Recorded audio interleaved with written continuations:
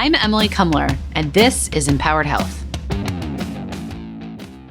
This week on Empowered Health, we're covering a story that sort of blew up on Med Twitter over Thanksgiving. A reporter named Jennifer Block, who is a feminist health reporter with an extensive background covering women's health, wrote a story in Scientific American, which is sort of the gold standard for science news, but like sort of consumer-friendly science news, I guess I would say. And she wrote it about Dr. Jennifer Gunter, who is sort of known as the OBGYN of the internet. She has a huge following on Twitter. She also has a New York Times column. She's the best-selling author of the Vagina Bible, and she has, I think, about 270,000 followers on Twitter. And she's really well known for trying to or exposing sort of inaccuracies in women's health and debunking things like Goop's, the Gwyneth Paltrow site, like Goop's claims about products that are supposed to help your vagina. But the Scientific American piece was, I think, attempting to expose holes in the credibility of doctors who maybe aren't listening to their patients. In some ways, it was sort of calling Dr. Gunter a bully. The title of the piece was actually Doctors Are Not Gods. And so we wanted to get into this a little bit because my initial reaction was these are two women who are both trying really hard to move the needle on women's health. And they're really both, in many ways, fighting the same cause. And yet they're also sort of going at each other in this way that I'm not sure. Maybe that's a part of progress, but maybe it's not. Or maybe there's a better way to have this kind of dialogue. And so we're going to get into the specifics of the story, but we're also going to sort of talk about the state of women's health at large.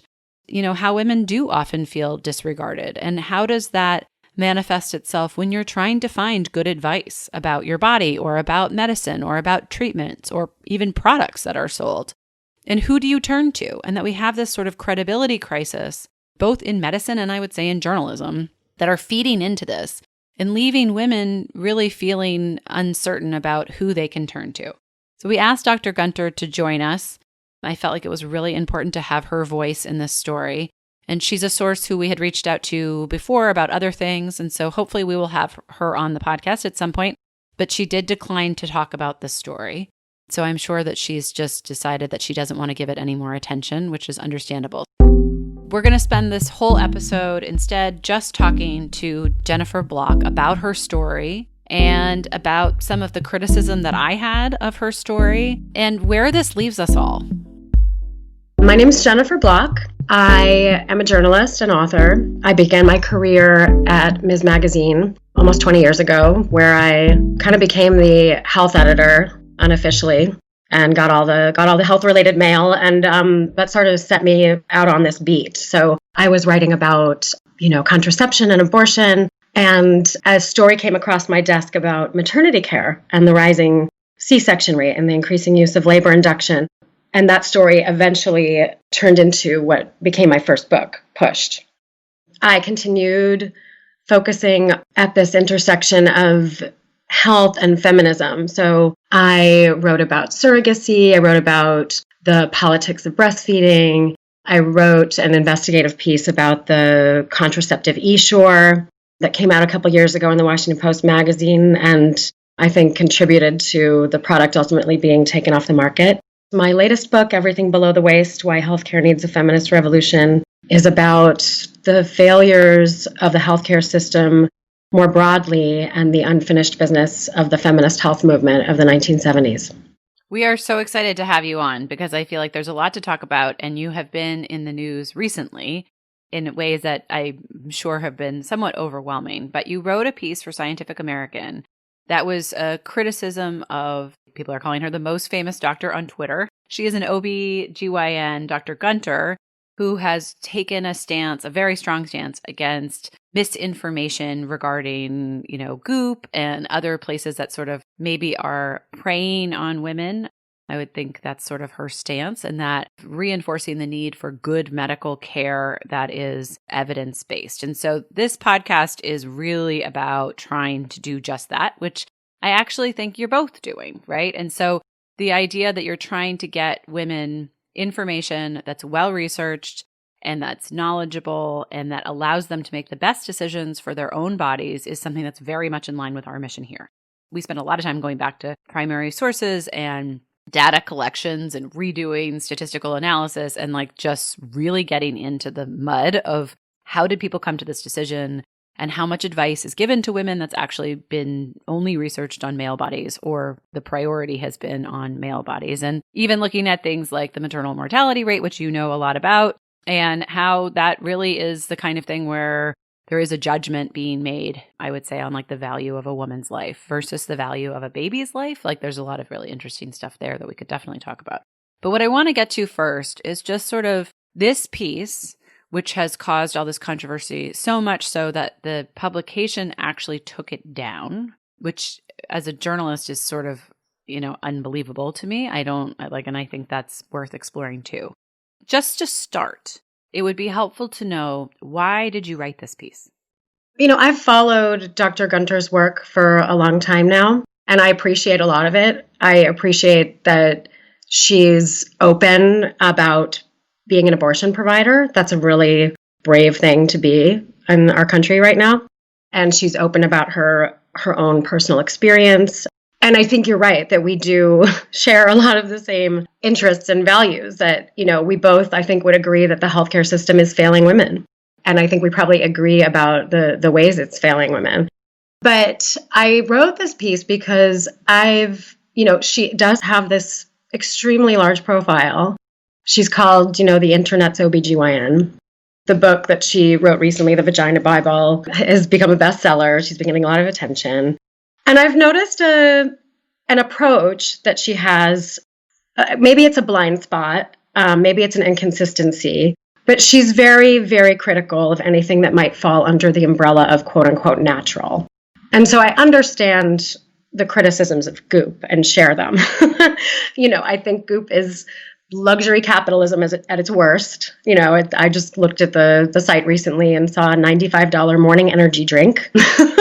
It's absolutely ridiculous. And it makes, outlandish claims about the benefits of its products. I think we're all in agreement there. But I think I've seen her conflate Goop with women wanting to use yogurt to treat their vaginal yeast infections, with women turning to treatments that are folk remedies, like home remedies, like vaginal steaming, for which there is no evidence. But I've seen her take this stance with people on Twitter where she shuts them down for doing something like that and claims that it's anti-scientific or pseudoscientific. I think that that's a harmful approach, and it's not scientific. If there is no science or the science isn't complete and people are having an experience that's positive, and the thing that we're talking about is not, sticking bleach up your vagina or, something that clearly is risky. I think it's a physician is misusing their authority when they tell someone not to do that. I think it's one of the things that's driving people away from doctors and contributing to the distrust between patients and doctors. The reason I wrote the piece, I've been following her work for a while. I've responded a couple times on Twitter. I've never really gotten into it with her on Twitter. Previously to this, have not been really high profile on Twitter. I don't participate much. But recently in conversations she's had on the radio, in person, at events, and also in print, in interviews for print media, she looped in our bodies ourselves into this umbrella of pseudoscience and misinformation and myth. She said that, because things like yogurt get mentioned in the book and even garlic, as a way to balance vaginal flora, because those things get mentioned in the book and because the book wasn't written by doctors, this book is one of the reasons why she deals with so much misinformation coming back at her from patients. And I felt that kind of crossed a line. And I felt she crossed a line into like into what I've been reporting on. And in my new book. Well, and you worked on that book, right? I did work on the book, but I want to be really clear. I think I worked on the book 3 editions ago. So it was the 2005 edition. I believe there was another one in 2010 and another one in 2017. I may be wrong about that. It might have been in 2016. But anyway, this was 3 editions ago. I was one of dozens of editors. I was assigned to look at 2 chapters. I was part of a group of many cooks in the kitchen. What were the 2 chapters that you worked on? I think I worked on the abortion chapter and the contraception chapter. So you didn't work on the yogurt stuff? No. Okay. Just from an outsider, and please correct this if it's wrong, but it sounds like you've sort of been watching her Twitter feed and her media profile grow. While you agree with some of what she's saying, when she sort of stepped into an area with the book that you helped to work on, well, albeit somewhat removed, she started stepping into a domain in which you actually know about. And so that was a chance for you to then say, I don't think this sounds off, this is off, or this is now becoming something that you know more personally. Is that accurate? Well, what I mean by stepping into my work is really more my recent work, my recent book, in which I look at the history of the feminist health movement. Really not my little bit of editing that I got paid like $800 for in 2004. Okay. That it was such a long time ago. I'm surprised that this has become such a talking point that I didn't more prominently disclose this. It was right in my bio, and it was such a small piece of work that it didn't even, I thought it was worth mentioning for this reason, but I did not expect that this would become a major talking point. It was so long ago. I'm wondering, what is the disclosure requirement for researchers in journals for, taking payments from a pharma company? I think it's like a 5-year statute of limitations or something. Yeah, and I don't think that's a good standard either. So I feel like we should have a better standard for that. Perhaps not, but it was right in my bio. Yeah, I think the reason that people take not offense at it, but I think people have latched onto it because you do talk about that in the article, right? Like you bring up her critique of the book, and so it feels like it could have been a personal thing, which is why I wanted to know what parts, like had you worked on that part of the book? Like, how close to home was this? So I'm glad you've clarified that. I think that makes more sense. And talk a little bit about the work you're doing now and why that's more relevant. Yeah, no, my point was that, the feminist health movement challenged this authority, this authoritarianism that medicine had very explicitly at the time. It was male dominated, it was paternalistic. It was pat you on the head. We know what's best for you. Listen to us. We're the experts. Don't worry your pretty little head about that. Don't know your body. Don't touch your body, right? And we know what's best. The movement behind Our Bodies Ourselves, and there were other books that get less attention. Our Bodies Ourselves was interestingly like the East Coast book. The West Coast book, A New View of a Woman's Body, is actually much more scientific and anatomical, and it didn't get as much attention. But anyway, the sentiment behind that movement was, hang on, you're saying you're the experts of us, but you are all men. At the time, right? You're all men. You've got your textbooks, but those textbooks are not objective. There are values behind that. And now we look back and we see that the clitoris was deleted from the 1940s edition of Grey's Anatomy, Well, and I think more important than anything in terms of what kind of sexism was underlying during that time period. For me, the big thing that I feel like a lot of people still don't know is that from 1977 to 1993, women of childbearing ages were not allowed legally to be involved in clinical trials. So any research that came from that time period does not include women, right? And so anything that's based on those is not necessarily, you can't say one way or the other. You just can't say anything conclusive about that block of time, right?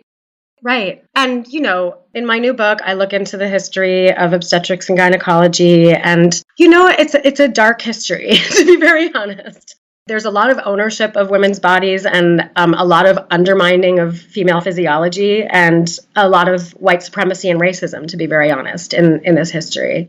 And the women of the 70s, said, well, hang on, we're going to get together. We're going to sit in rooms. We're going to talk about our experiences. We're going to look at our own bodies. We're going to take this medical tool, the speculum, and use it on ourselves and look at our own bodies and get to know them. And we're going to create a new literature. And that's what they did. That's what Our Bodies Ourselves represents, is this new literature that, as best as they could, right? And they've updated it and updated and updated, and they've involved physicians as our bodies ourselves wrote to Gunter. So our bodies ourselves did contact me to say, like, Gunter's been saying this stuff. We are writing her this letter. Here's a copy of it. And when they sent me that, I thought, okay, now this is kind of a story, because our bodies ourselves is a big, it's one thing to be tussling with people on Twitter, but to publicly be, discrediting our bodies ourselves as promoting misinformation and myths and not being written by doctors. Of course, it wasn't written by doctors in the 70s. That was the whole point. That was the whole point, that women could be experts also, and that women had expertise. And so I think that idea is really important, and I think we've lost it a little bit. And that's part of the thesis of my new book, is that there is science, and then there's personal experience and lived experience. And the point of science, right, is to try to determine what's happening. And we don't have all the answers. So I've talked to countless women who use yogurt and even garlic, even though there's research, that suggests garlic doesn't work.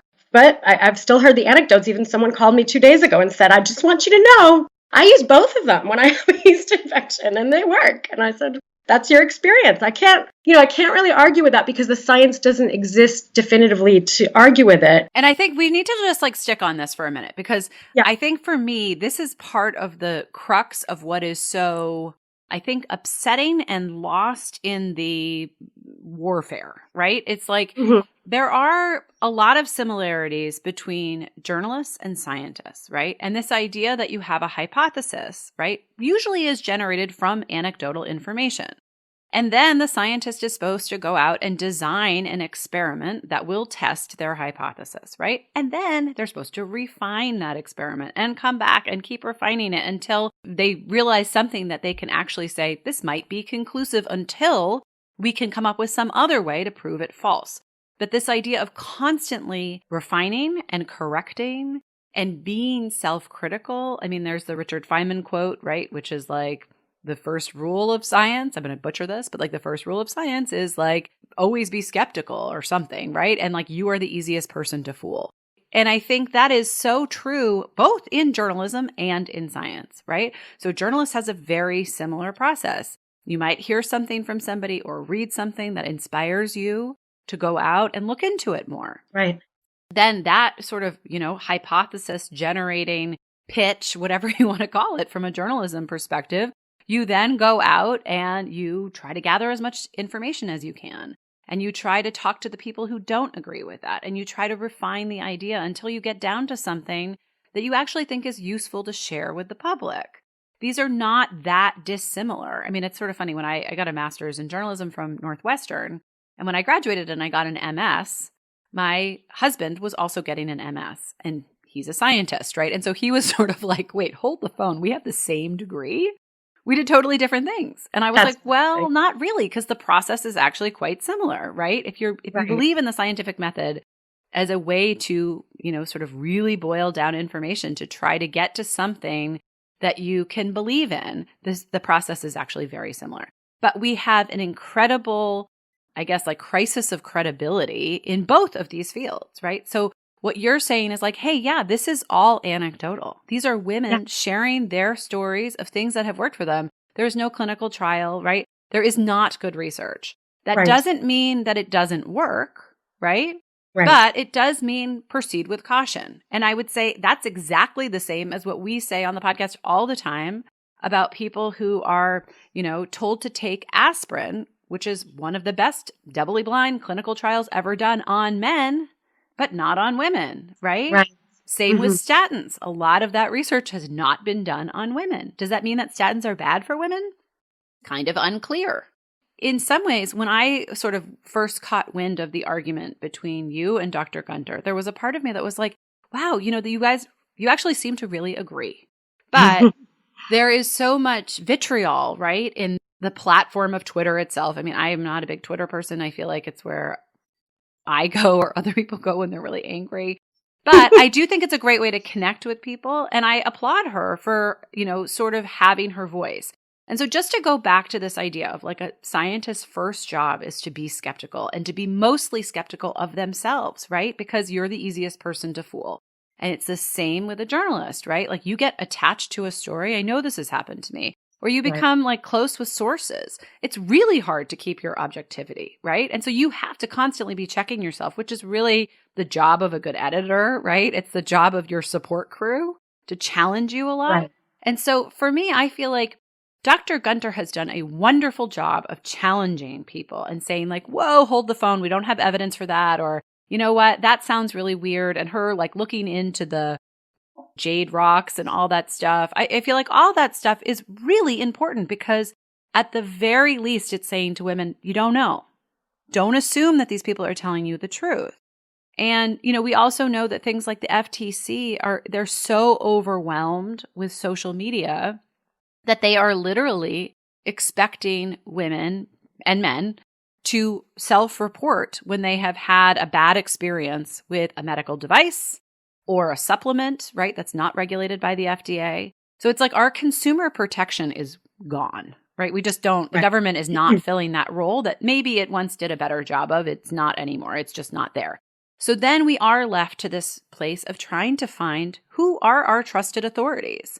And I think what's interesting to me about this debate, and which is really like what makes me, why I wanted to talk to both of you on this episode, is because I do think the idea of being skeptical is essential. You cannot be in either journalism or science or medicine and not be deeply skeptical if you're doing your job well. However, I also think women are challenged and doubted, right? So much. I respect Dr. Gunter's, sort of take no prisoners approach to like, fuck off, I'm the expert, right? Because we talk to researchers all the time who basically say to us that it was really hard for them to get money to do the research that they're doing on sex differences, and that they had to work in the sort of status quo and be the best of the best so that they could then move forward and demand money for this other research project because they had sort of so much credibility at that point that people wouldn't not fund them.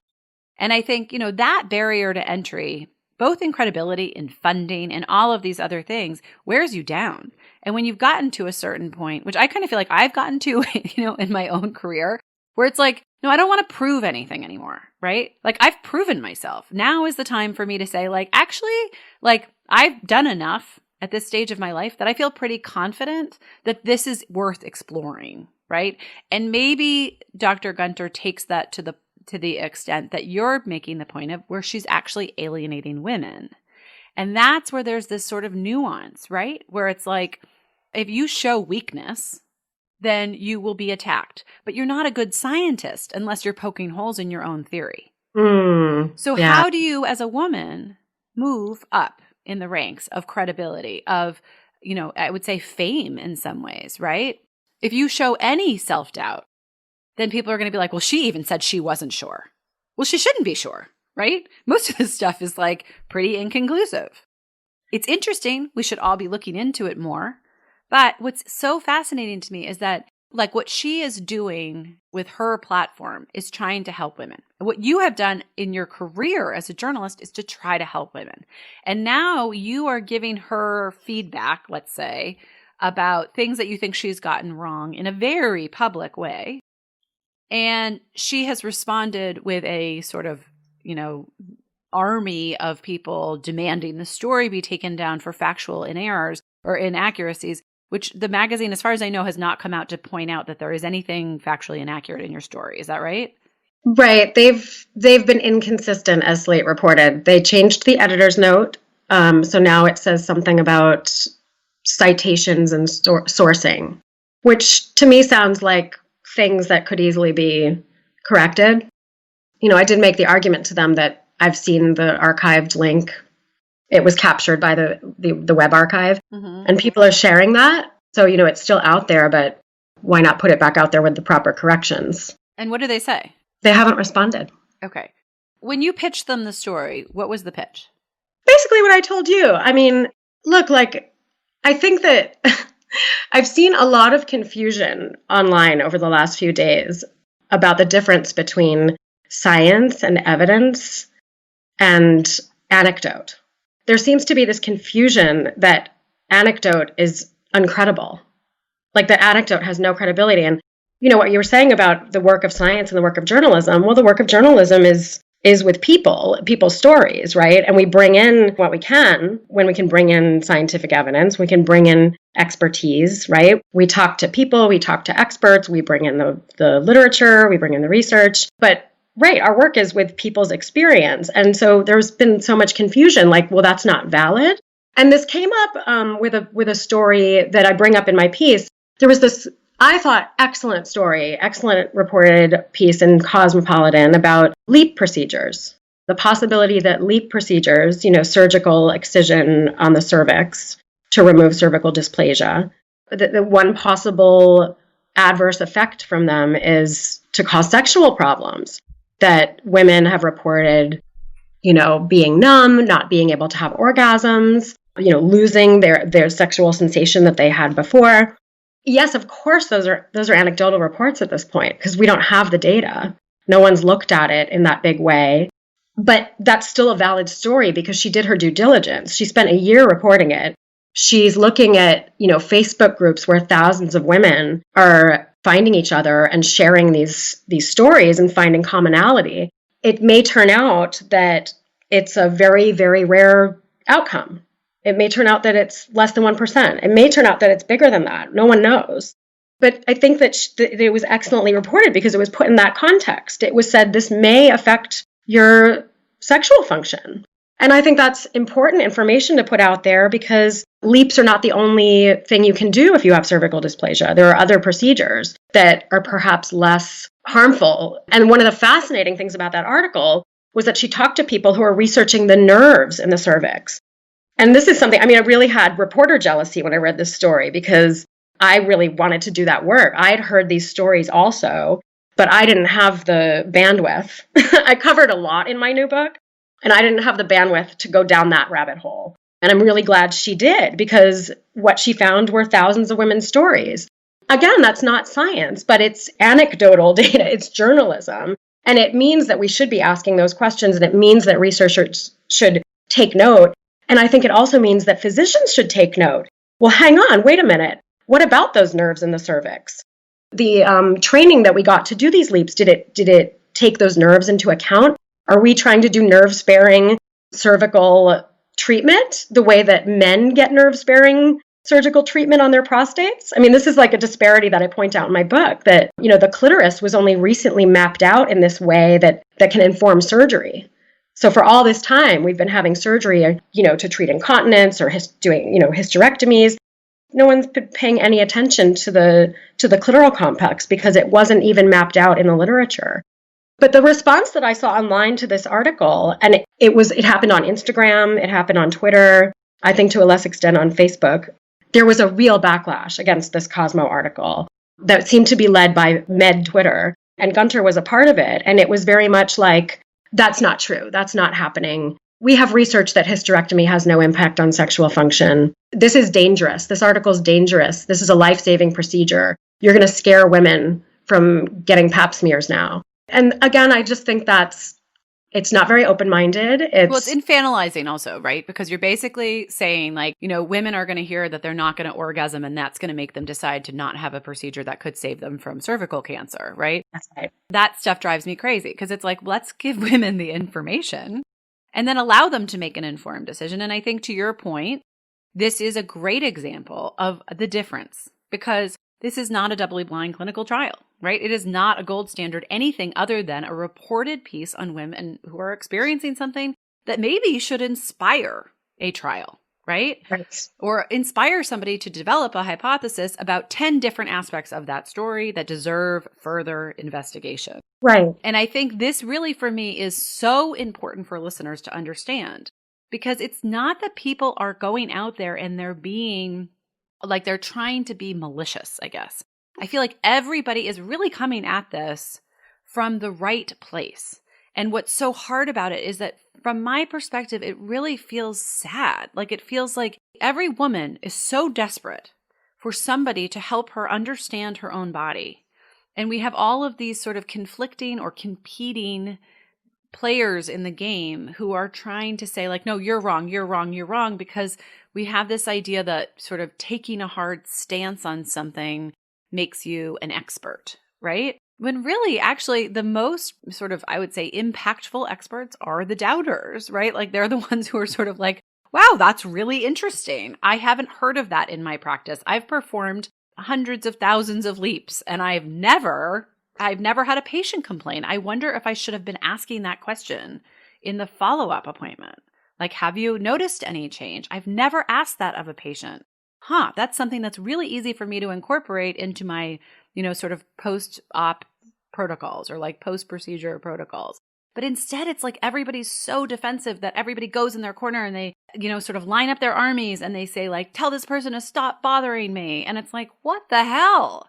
We are trying to make progress, right? Not go into our corners. That's not going to move the needle. Yeah. I mean, I think science is being wielded around in a very unhelpful way, an inaccurate way.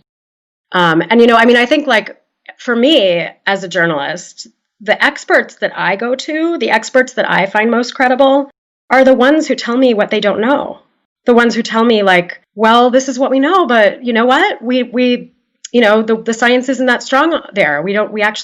It may be true that there are side effects that we're not seeing. Those are the experts who are most credible to me. I mean, one of the doctors who I interviewed when I was working on the eShore story had inserted hundreds of them. And he actually had the same attitude that you kind of modeled. Like, I inserted hundreds of them and I never had a patient complain. But when I started hearing these reports, I started to offer removals. Because, if someone's telling me that this thing that we've inserted into them is causing them misery, then we should be responsible and take it out.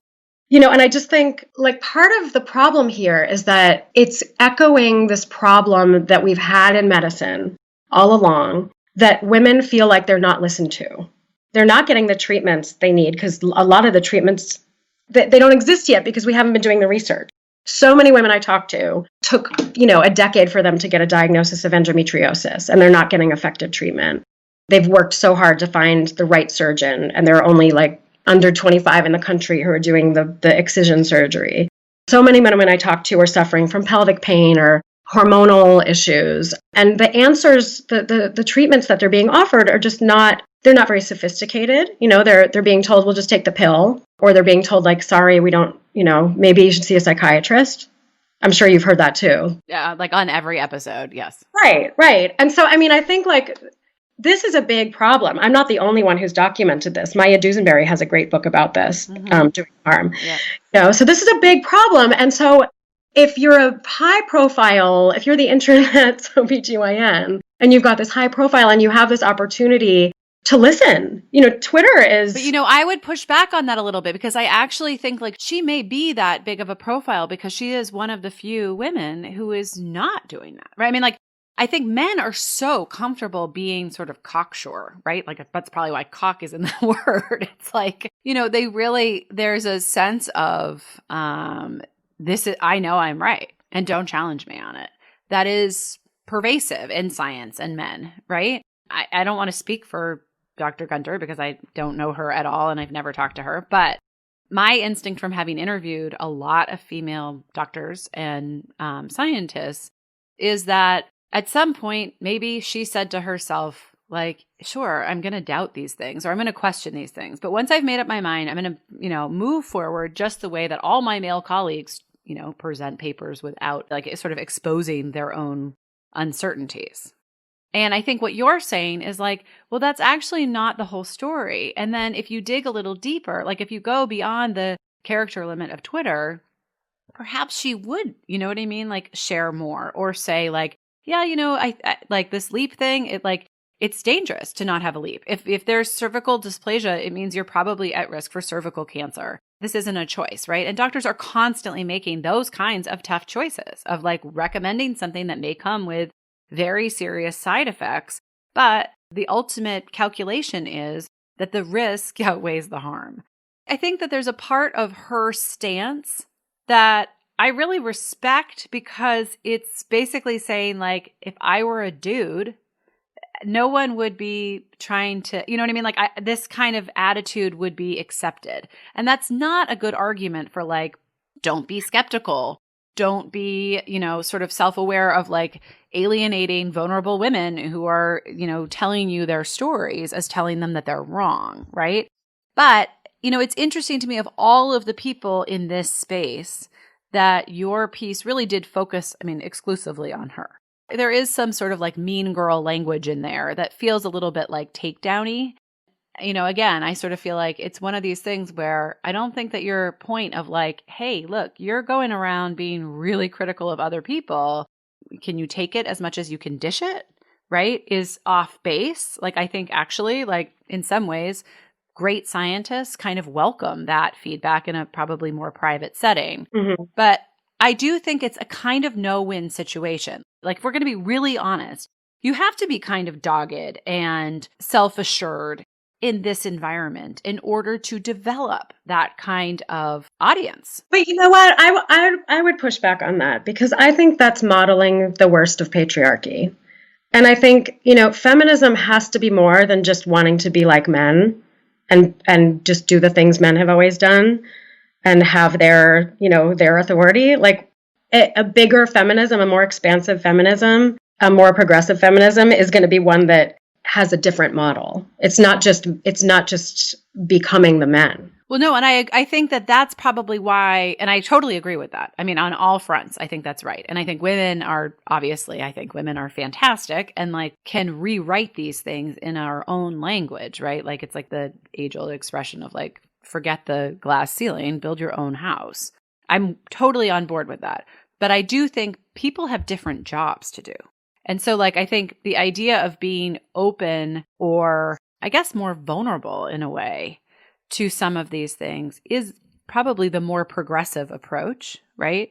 That like women can have these dialogues and we can share information and we can be critical of each other and we don't have to all fall apart. But then it's like I look at the situation between you two and it's like, it does sort of feel like there's people in, restaurants around America who are talking about this over dinner and they're like, yeah, women just can't get along, right? Like these two women are working on the same thing and they can't come together. And it's like, that drives me crazy. Yeah. And, I do think that I should have broadened this piece. I admit that. I think focusing it on Gunter was, this is about something that's much bigger than her. The healthcare system is failing women and it's not her fault. and this attitude problem is not just her. I do think she exhibits it. But it's not just her. And so I think I think going back, maybe a good editor would have suggested this or an editor might have like pushed back and said, hey, I take that criticism and I think that's valid. And I think, there were some other mistakes. There were some other mistakes that I freely acknowledge and would correct. And I think going back, I also would have called her. Not because I had an ethical responsibility to, because I wasn't I wasn't doing a front page story. I wasn't being a reporter in that way. I was writing commentary and I was commenting on her public rhetoric. I don't know how I'm going to pause you there for a second because I think this is actually a really good opportunity. I think a lot of people, like even on Twitter, seem to be confused about this. Mm-hmm. And it's like, again, it's like one of these points of education, right? Where it's like when you used to read a newspaper, you'd open it up and there would be an opinion page and it would be very clear that this is not the news section. And so like when I worked in newspapers, like the opinion writers are in a different room or a different building or a different floor. Like they're not intermixed with the news department. And the news department has to have certain standards of sort of journalism ethics that involve talking to both sources, that involve fact checking with two sources or more for each thing that you say. There are really hard rules for good reporters about how you go about writing a news story. When you write an opinion piece, it is often very well informed, right? So like the best columnists talk to lots and lots of sources, but then they boil that information down into what they think are the most credible or interesting or ways of them forming an argument. So a good opinion piece is really like an argument. They're making an argument. They're taking a stance that you would not do in a reported piece. And I think that got lost in this conversation. Your piece was an opinion that you were putting out there. That was your opinion.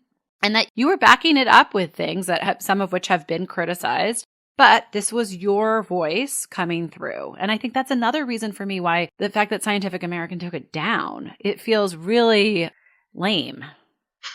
I didn't know that there is no editor-in-chief right now. I don't know if you... Yeah, I read that. I think that might be a big part of what happened because, yeah, typically, I mean, I've made mistakes in my career. I've had to get on the phone with the editor-in-chief and my editor and talk through something. That's happened before. It happened early in my career with the Village Voice. I made a big mistake and my piece actually got held for a week. It got stuck in a process and like I had done something, I had made a mistake. And the editor-in-chief got on the phone with me, with my editor. Mm-hmm. And he was like, "How you doing? Yeah, you know what? This is part of it. You're young. You're a cub. Like this is part of it. Go buy yourself a drink on me." I mean, that's what like a good publication does. They get on the phone and they get the hierarchy like to take some responsibility. That never happened here. And the fact that they've not answered questions to other reporters. I mean, I'm very grateful that Slate and the Daily Beast has been interested in this because actual journalists are looking at this and making the distinctions you are and saying like, okay, this wasn't an ethical violation. This may have been a strategic error or, yes, there are things that need to be corrected, but like, let's stay on point here. But also I think your point of like, this is still circulating, right? So like if there were any errors in there, now it's circulating inaccurately, whereas it could be corrected and then people would have the accurate version. So it's doing a double disservice. I also think when newspapers, I mean, I've had corrections posted too. I think it's a pretty normal thing that journalists do, right? You're working on a lot of different stuff. Sometimes you get something wrong or you misquote somebody and you have to kind of eat it, right? And it sucks and you feel really terrible. I mean, I remember getting something wrong early in my career and feeling like I was going to throw up. Like I was so upset about it and it was like a spelling error. But I knew from, grad school and work and whatever that like sometimes that's the only time somebody has their name in the paper. Yeah. And if you get it wrong that time, like we're not going to reprint the newspaper. Right. So like that's their clip for life. And I just felt so terrible about it. And I think people don't realize that like when you write something, it's like you're producing a work that is, something that you've thought about. That's a part of you. So if you get it wrong or it doesn't come across the way that you thought you wrote it, that's another one that's really personally hard, right? But the point is that newspapers take facts seriously. And this is another big point for me. Newspapers, like media outlets, have to post corrections because people make mistakes. We are all flawed. We all make mistakes. They're not intentional usually, right? Right. But they happen. And when you correct it, you show people this is an ongoing process of education. And we take the information we're sharing with you very seriously. So if we find out there's an inaccuracy, we correct it. We do not take the story down unless it's like plagiarized, right? Or like there's some really big reason for it. And even in those cases, I think it, in terms of like public good, it does the public good to say like, wow, they really took that seriously and they took action against it. And like, even if it was a plagiarized piece, I feel like you could make the argument for like, keep it up and have a big warning at the top and like highlighted passages that were ripped from somebody else and say like, we never worked with this writer again. We don't take this lightly. Like we are all missing this credibility in the news. And so when they just take it down and people are like, oh, they took it down because so many people complained about it. It's like, whoa, that is not okay. This mob mentality is like, it is, for me, it is everything wrong with how we are handling our establishments that are essential for democracy. It's not the world I want to live in. It's definitely not the world I want to live in where, if people don't like something, it can be erased. And I don't think Scientific American is taking proper responsibility for it right now. So do you think you'll ever write for them again? I don't know. Guess we'll see who the editor is. But yeah, I think they owe everyone an explanation. I think they owe me an explanation, but I think they owe everyone an explanation at this point. Because, there were some like bigger concerns about it when they initially told me they were taking it down for review, but those have pretty much evaporated. What were they? I think that it's detailed in the Daily Beast. I don't really want to the Daily Beast covered this well, and I don't want to like continue to perpetuate things that aren't true, that are definitely vetted now and not true. But it's just that when you said that there were some more credible concerns, that made me think that there was something that you realized that you should have changed. No, I mean, I stand by my characterization. I think one of their big concerns was that I had mischaracterized Gunter, that this is not how she behaves, that she only shuts down anti-abortion trolls. That's what she told them, and I believe that she convinced them of that. She convinced them that that's not her.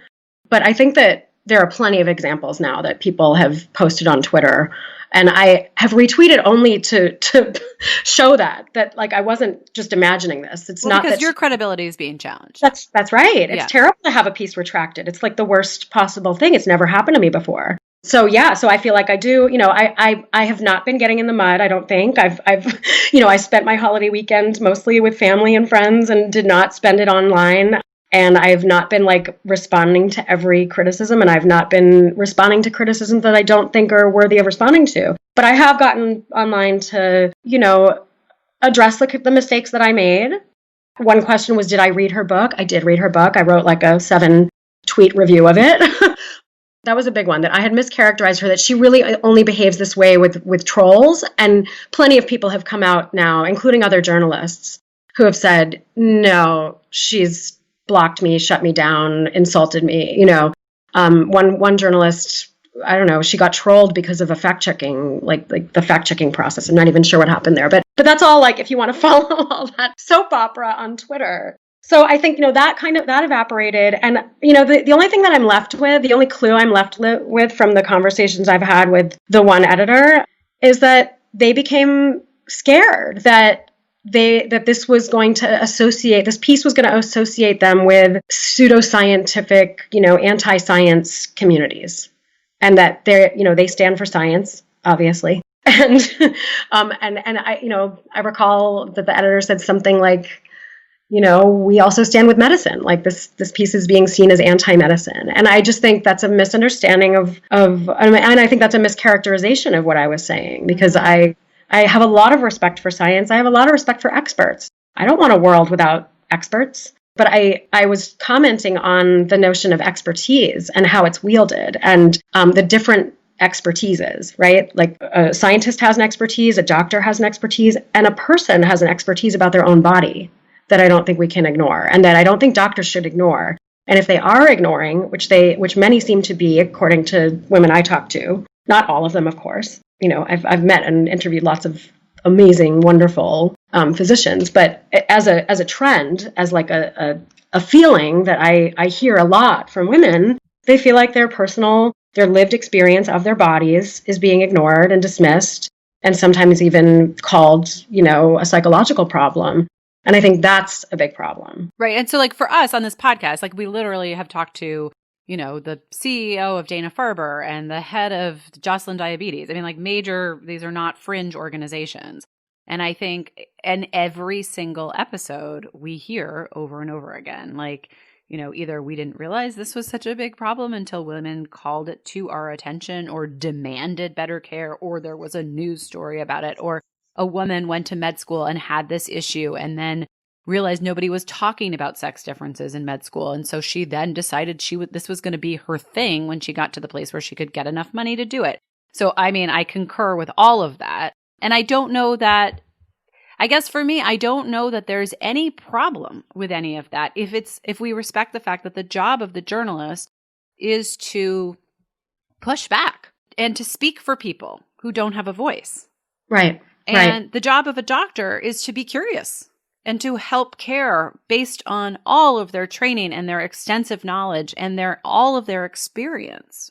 That does put them in a very different category than you or I, right? And we need to respect that, because without that, we are on our own, and that's not a good situation. And I think a lot of women feel that way, right? I mean, just the lack of OBGYNs in this country puts a lot of women at risk for really serious things because they are left to care for themselves.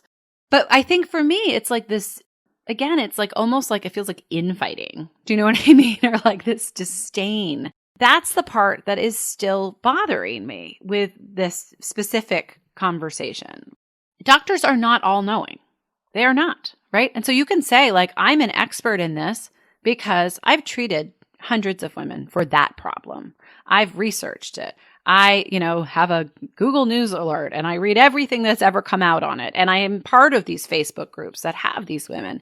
And I just don't see this. So it's interesting that there's this group of outliers maybe it's because of this other variable, right? Or maybe it's because those women all live in the same town and they all are drinking the same water and there's something wrong with the water, right? I mean, like there are probably all kinds of multifactorial things with the leap information that should be questioned. Mm-hmm. But I think to outright discredit it is probably not the right approach either. And so I think what's interesting is that she is a bulldog and you came at her like a bulldog and she responded, right? And so to your point of like the more feminist evolved approach would be to be open to these things, right? But that's not the approach you took either. This is the part where I'm like, can we all get together and hold hands and be like, dude, we're all in this together. We have to figure this out because women are counting on us to make these differences.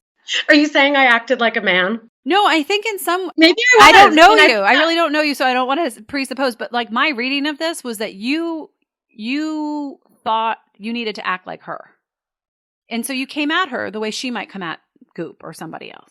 Maybe I'm trying to absorb that criticism. Like, I don't know if it's criticism. I think it's sort of a strategy in a way, right? And we all do this where you sort of think about like, okay, here's this person. I think maybe they got something wrong. How am I going to call them out in a way that's going to make them think differently? Well, I definitely failed in that. I definitely failed in calling her out in a way that was going to make her think differently, in a way that she could hear it. You know, I guess there's no way to know if things had gone differently, if I had called her. Have you ever met her? I've never met her. Okay. I've never met her. And I think that's not the point, right? Like I think one of the arguments she makes in the letters she was writing to Siam or the emails, that she screenshot was like, anyone who spent time with me knows I'm not like this. And that may be true. I mean, I totally believe that could be true. She may be lovely in person. She may be absolutely lovely with her patients. But that's not what I was commenting on. I was commenting on her public rhetoric, public interactions on Twitter. I think it's the responsibility, we were talking about the responsibilities of journalists and doctors. I think it's also the responsibility of a public-facing person like this, someone with a huge platform, to respond to the criticism. And I think instead, she's out there, she's called me a liar. She's called me a stalker. She's tweeted at my part-time employer. She's really gone on a personal attack that I don't think I didn't mean it personally. I was really like commenting on her public persona. I don't know who she is, right? Yes, she's been a bulldog. Maybe I was a bulldog, and now we can evaluate like how we both responded to this. I've been willing to I was hoping that this would start a public dialogue with her. And when I pitched it to Siam, the first thing the editor said was, I like it. We'd have to let Gunter rebut if she wanted to. And I said, great. And so that was kind of what I was imagining, that we'd kind of go article to article. And that is absolutely not what happened, of course. And I can understand feeling like, no, I'm not even going to deal with, like, I'm not going to rebut this. This isn't worth my rebutting. I can understand that reaction. I mean, it's not the reaction I wanted. The other thing that Scientific American offered that I suggested was that I answer her questions to me. She'd sent me an email with a list of questions on Thanksgiving. And I felt like we should do this publicly. Like, I will answer your questions, and we should do this publicly. So, like, I'm going to suggest to Scientific American that they let us have a back and forth online. She wasn't interested. Well, I think she must feel a little bit like she has this huge platform, and you're latching onto it, right? And that like you're trying to promote yourself through her by trying to take her down. I mean, that obviously is one of the ways you could read this narrative, or her response to it, which is that like, you know what, I'm big, I'm credible, nobody knows who you are. And like, so how dare you come and, try to take me down? I'm not going to engage in this anymore. I mean, I think we had asked her for an interview about other things before, and I hope that at some point, maybe she will come on this podcast, although maybe she won't after this episode. I don't know. But I sent her an email yesterday saying that we were going to talk to you and that I would really love to include her voice. And she just wrote back like, I'm sorry, Emily, I have to decline. And I think, from a perspective of a TV producer, like I'll put that hat on. I used to work at 2020 in primetime. Mm-hmm. And I think there oftentimes are, people will say like, I don't actually really want to answer that because I don't want to give this any more attention. Like I kind of just want it to go away. Mm-hmm. Or I feel like I need to protect myself. And I think her going to them and saying, hey, look, talk to anybody who knows me is such a personal response, right? Mm-hmm. That means that she feels like her character has been attacked, mm-hmm. which is how you're feeling, right?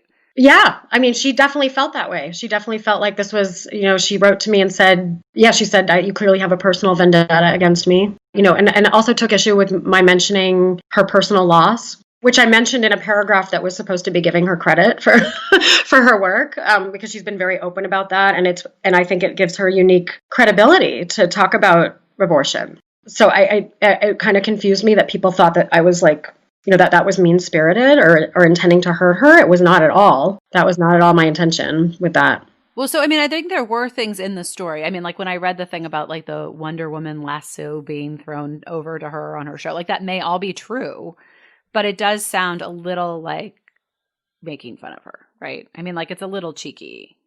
I mean, look, like, I think the title, doctors are not gods. I mean, this has been a problem in medicine.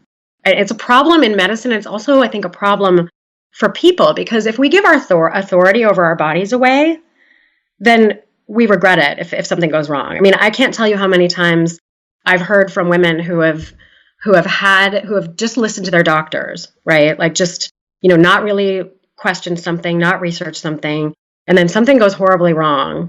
And they say, wow, I wish I had thought about this more, or I wish I had done more research, or I wish I had listened to that little voice in my head, And so I think it's a problem if we give our authority away and we treat doctors as if they're at the top of this hierarchy of knowledge about bodies and health. It's not good for us. And I mean, her show is called Jensplaining, and her book is called The Vagina Bible. Her posturing in many cases has been to tell people what to do and what not to do. And I couldn't help but noticing that. And I felt like, I've been looking at it for a while. I've been following her for a while, and I've noticed it, and it's bothered me. I've had lots of conversations about it. And I've had the conversations where people tell me, oh, but I really like her work, and she's done this and this and this. And I perhaps should have heard them more clearly and thought about that more when I wrote it. But I think the larger point still stands. And just to interject for a second, I totally agree with that. And I think everybody in this space agrees with that. You have to, right? I mean, like just the fact that women weren't involved in clinical trials for a significant chunk of modern history is bananas, and that they're not represented at equal levels to men still, and that pregnant women are still not in clinical trials. I mean, like some of this stuff is very factual, but I also think the feminist in me thinks, and maybe this is how I feel about myself personally, that like when I was younger,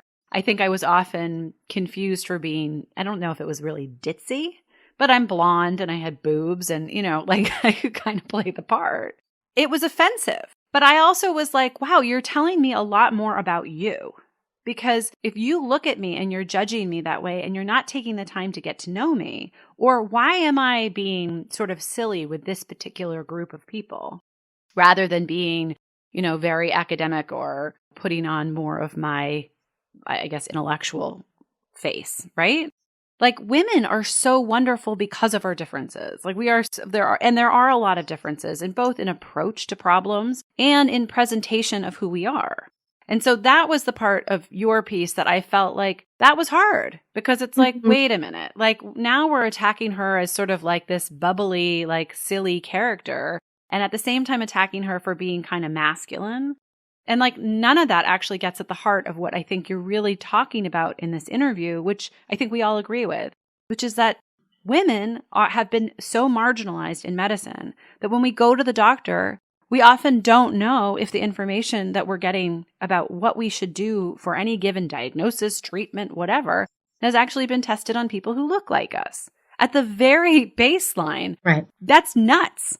If men went to the doctor and found out that like the medication they were being put on had only been tested on women, they would like burn the hospital down. Do you know what I mean? I think that my bigger point too is about like what are our priorities, right? We have really big problems in women's health. We have a rising maternal death rate. We have these diseases that are wrecking people's lives that don't get enough attention. And we do have this problem of women being dismissed and demeaned and called a psych issue in doctors' offices. Like these are the big issues. And so why are we going after yogurt? Why are we talking about jade eggs? Like, I mean, there's not one documented instance of anyone being harmed by a jade egg. I mean, it's true. It's true that there's no ancient story for them, apparently. that they're totally a Goop product, or they're actually Goop won't sell them anymore. But I think the problem is that when there's a medical claim about a product that hasn't been tested, then that's not okay, right? Absolutely. I mean, so like if people are spending all this money on jade eggs, being told that it's going to do something, I mean, for me, that's like fairness in advertising laws aren't working because you're lying about your product. Yes. The yogurt thing, for me, I sort of feel like, I don't know. Maybe it's not harmful, but I actually don't know enough about that to make any kind of conclusion. But like also this idea of like, try putting food up your vagina and like probably it's fine. No, maybe not. But I wasn't saying that to people. No, I know, but what to do. And I'm not saying that doctors should tell people that they should use yogurt if it's not, right? There's no evidence for them to do that. But my point was like, look, people are using these things and they're feeling better because of them for whatever reason. It could be placebo. I don't know. But the point is that when someone tells me that they, were raped 3 years ago, and since then they've had, trouble being sexual and having trouble with like they've gone numb in places. And when they started doing vaginal steams, it started helping them regain sensation in their vulva. Like that's pretty powerful. That's a powerful personal experience of their own bodies. Why would I tell them not to do that? Like even as a doctor or as a journalist, right? I'm just going to listen and go, okay. I mean, are you being safe and making sure you're not going to burn your labia? Fine. That seems like a fair warning. But the warning about, you might burn yourself is just kind of funny. Like, should we all stop cooking? I mean, do women not deal with hot things all the time? And is there like the woman who spilled coffee on her lap? The famous case right. of, I mean, we don't tell people not to drive and drink coffee. Like these are risks. We all take risks in life. And I think there's like a misunderstanding of what this vaginal steaming thing actually is that's perpetuating the talk about it being like a burn risk. But again, what are we focusing on? Like, what are we spending time on? And what are we spending time on when we talk to women? Like, why should a woman feel ashamed for doing that if it helps her feel better? Well, and this is also where I feel like there's this like some sort of schism, right? Where it's like, if a journalist wrote this story, right? If you wrote that story you just shared with us about, somebody who was raped, who regains some stimulation and maybe like emotional release, right? Of like using this device and it's helpful to her in that way. And you write that piece. That is so one person's experience, right? And you would probably write in that piece, like there is no research behind this. It's like, this is one person decided to try this and it worked for them. And that's sort of interesting. In the olden days, if I was somebody who had been raped and was looking for some traumatic release and like that resonated with me, I would either try it and not talk about it, or I would go to my doctor and I would say like, hey, is there any risk in doing this? Like, I've tried all these other things and nothing's really worked and I'm curious about this. And I would have a conversation with my doctor. And like that to me is part of the problem. It wouldn't be that I'd go on Twitter, I'd go on, Google or whatever to try to figure out like, how do I help my vagina regain sensation after being raped? I would have a conversation with somebody who knew me, who knew my experience, who knew my body, and could help me process and decide, sure, go ahead and try it. Just be careful. Don't hold it any closer than 6 inches away from your vagina, right? Yeah. But we don't have access to doctors that way anymore. I mean, that's another part of this, right? You go to your doctor for an average of 7 minutes a year or something ridiculous. And most of that is like they're trying to diagnose you for very serious illnesses within that time. There's none of this conversation happening. Right. That's like a theme that you guys are both getting to, right? Where she's feeling like people don't have time with the doctor. I mean, I don't know what she's feeling because I don't know her. But like, I could imagine that she would be feeling like, hey, people are coming to me, all the time asking me like, is this right? Is this wrong? We launched this podcast series with an episode that we weren't intending to do, but I kept seeing the story about keto crotch and how women who were on the ketogenic diet were experiencing this really disgusting smell coming from their vaginas. So we started looking into it, and it turns out there were, I can't even remember, like 28 stories within 24 hours that came out on this. And there was 0 behind it. So there were 10 people maybe on Reddit like 5 years earlier who had asked a question about it. Yeah. That was where it all stemmed from. There was a Forbes reporter who cited a clinical trial. He calls it like a clinical trial, right? And he's like a professor. And he basically, in the piece, cites this study, which makes it sound very much like there is actually clinical research behind this. So I, of course, went and looked up the study. No, the study wasn't, the women were not on a ketogenic diet. They were on like a super high carb, high fat diet. And they were also like low income women living in a rural area. I mean, like there were all kinds of confounders, right? Uh-huh. And so when I called him and asked him about it, I was like, why did you include that study that had absolutely nothing to do with the diet that people were talking about? But you sourced that as though this was backup for it. And he was like, oh, I was really clear. Like this was an interesting study and not quite the same. And I'm like, no, you didn't. And nobody reading that article online is going to go back, right? And like actually look up the study the way that I did. That did a huge disservice. It was really interesting because when I was talking to him, I realized this story caught on, right? And then like probably everybody was told like, oh, hey, can you do a piece on keto crotch? Like it's so disgusting. But what was it doing? It was like definitely shaming women Yeah. into like, oh, your vagina smells, right? Which is like already something that I think women think probably far too much about. And to Gunter's credit, that's something that she's really battled. She's tried to combat that. So yeah, and I think, and so, I mean, I just sort of feel like some of this stuff, we need to have watchdogs here, right? And we need to have people who are like, whoa, hold the phone. Is this actually a problem or not? Because with that, it was not a problem. And like, there are tons of keto women Facebook groups we found where they were all basically saying like, my vagina's never smelled better. Like, I don't know what this is about. And nobody was quoting them. Do you know what I mean? And like all of these experts who wanted to sell books, who were happy for their publicists to line them up with a piece in, Women's Health magazine writing about this. Like, I mean, I think you are a good reporter. You have journalistic standards. You know how to tell a story. You have a history of being a feminist and really caring about this stuff. And that's different, right? Than some of the, especially like sort of blogosphere stuff that I would say we see out there. But the problem for me, the crux of it is that we just don't know who to believe. And I agree with you. I don't think doctors are God. And I think most doctors that I talk to who are sort of coming up in the ranks are more aware and more open to the fallibility of what they are learning. Maybe because of the internet, right? Maybe that's one of the great things about the internet is that they realize there are all these different theories about this stuff, right? And we know like precision medicine is becoming a big deal. Integrative medicine is a big deal. These are doctors, right? Who are like, hey, yeah, you know what? Acupuncture actually does make a big difference. And I think that's really interesting because that industry is super masculine and super hierarchical. And so I have a tremendous amount of respect for female doctors who have worked their way up. But to your point, I also think like anybody for me who says, I'm 100% sure about this, I'm like, hold the phone.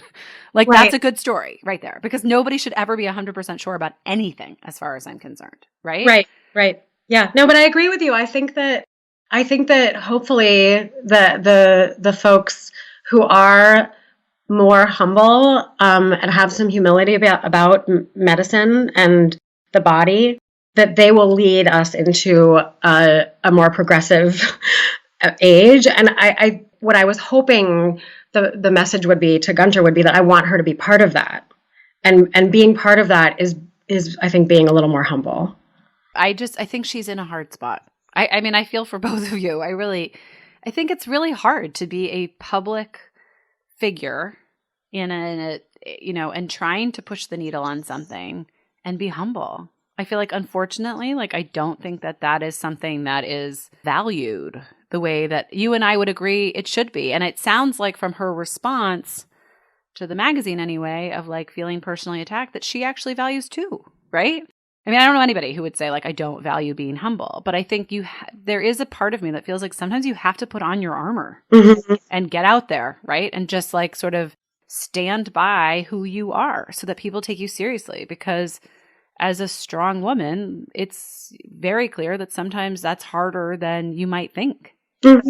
Anyway, I'm so grateful for your time. I feel like this has been a really interesting conversation and I think really informative on a number of levels. So people who are listening who have never, haven't heard anything of the controversy will get something out of this, because I want everybody to always feel like they can be their own advocate, right? And that you can, experiment and that you should respect your doctor, but that also like ultimately you need to be as pushy as you need to be, whether that's being a public figure and trying to make move the needle, or whether that's being a woman going to the doctor and being told like, no, it's in your head and you don't think it's in your head. That sense of self-awareness and enough confidence to be able to speak up for yourself and like give voice to that, which I think is what, we're trying to do as journalists. Yeah, and I do. And I think that look back to the feminist health movement and embrace this idea of autonomy that, what happens to your body should be up to you, ultimately. You take in the advice and recommendations of experts, but it's also about what you need to do for yourself, because you're going to ultimately live in that body with the consequences. So it has to be up to you. We cannot give away our authority. Right. I agree completely. I appreciate you. I appreciate you pushing back. I am trying to learn from this, gather the feedback and take what's reasonable criticism, reasoned criticism, and, not listen to all of the other crap that I've seen on Twitter, because I think there's been a lot of crap, but I think there's been some reasoned criticism, and I'm trying to listen to it and learn from it. And I'm trying to work on writing something about this. So to wrap up this episode, I think my big takeaways are that I just was saying to Jill, I feel sad. I feel like this makes me not angry. It makes me feel sad. It makes me feel like women need help. We've got really great, powerful women trying to give voice to women. We've got doctors and researchers who we profile every week who are moving things in the right direction. And yet it seems like this kind of debate or whatever can, leave us all feeling a little demoralized.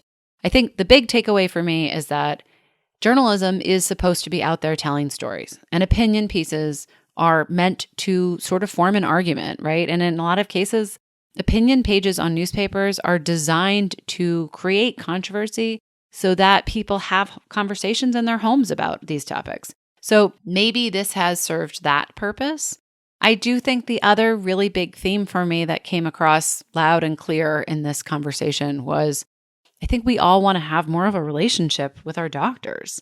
And that if you don't have a doctor who you can talk to regularly, which most of us don't, then you are left to sort of find doctors online or find researchers online that you then follow on social media, that you still have to be your own sort of guide or judge of what parts of those things resonate with you, or what attitudes do you like, what personas are you following.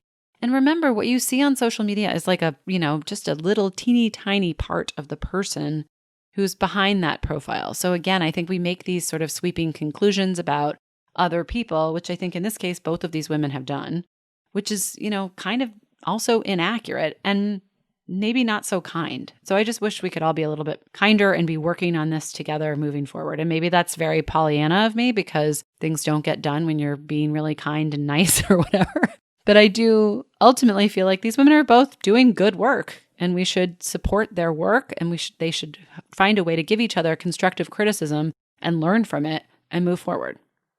Okay, one more thing. I know I said that I was done, but I'm not really done. I was thinking about this a little bit more, and I realized that like something about the yogurt thing, and I just think like there is something about putting food up your vagina that like isn't without risk. And I think from a reporting perspective, the way that I feel about that is that if you find a cohort of people, right? So like some population of people that has been using this as a remedy for a long time, and it's a large group of people, then it would be worth reporting that story. But if I have a friend or two who have used yogurt to treat their own, yeast infections, and it's worked, that is not actually a story that I would report, because I'd want to have more corroboration that this wasn't dangerous and that it really was effective. That's one sort of shade of gray that I think is nuanced here. And these sort of, I guess, journalism standards are really important, right? So like if I went to an editor and I was like, oh, hey, I put yogurt in my vagina and it's never smelled better, the editor is not going to let me write a story about that unless it's a humorous story that's about me doing that, right? In some way. And so I think with books like Our Bodies, Ourselves, those are really important because they're women sharing stories, but they're not necessarily medical advice. And that is another one of these sort of distinctions that I think we're not talking enough about. They serve a purpose, but that's a different purpose than going to a doctor with a raging yeast infection and wondering what the best treatment for you is. And so I sort of feel like you should always do research and you should be always open to new ideas. But as a journalist, you also have to sort of you have to fact check yourself, right? So just the way I said about scientists should be constantly skeptical of their own work, so should journalists. I'm Emily Kumler, and that was Empowered Health. Thanks for joining us. Don't forget to check out our website at empoweredhealthshow.com for all the show notes, links to everything that was mentioned in the episode, as well as a chance to sign up for our newsletter and get some extra fun tidbits. See you next week.